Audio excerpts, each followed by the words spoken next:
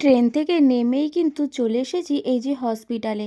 আর আজকে কিন্তু আমি একজনের সাথে দেখা করতে এসেছি।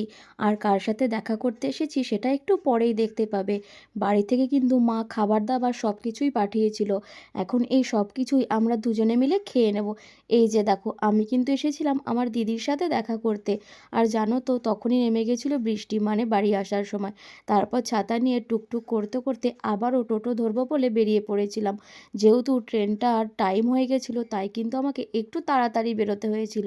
কিন্তু এই বৃষ্টির জন্য আমার আসতে একটু দেরি হয়ে গেছিলো। আর ট্রেনটা আমি একদমই ধরতে পারিনি। তারপর আমি বাস স্ট্যান্ড থেকে বাস ধরে নিয়েছিলাম।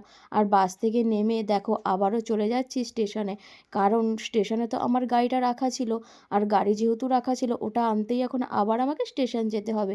চলো, এরপর যেহেতু আমি আবারও একা একা গাড়ি চালাবো, তাই কিন্তু সেরকম আর কোনো রকম ভিডিও ক্লিপ নিতে পারবো না। টাটা সবাইকে। ভিডিওটা কেমন লাগলো জানিও।